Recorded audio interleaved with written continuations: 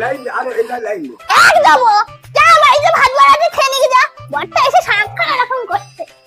আরে কি হয়েছে? ঠিক আছে একটু গল্প করতে এলাম। বসে না গল্প করি তো। বসো বসো। আচ্ছা তুমি বসো, আমি একটু টাইম কল থেকে জল নিয়ে আসি। ঠিক আছে যাও যাও। কি জানে বাবা জল আনতে কতক্ষণ সময় লাগবে। কে আবার ফোন করছে? হ্যালো কে?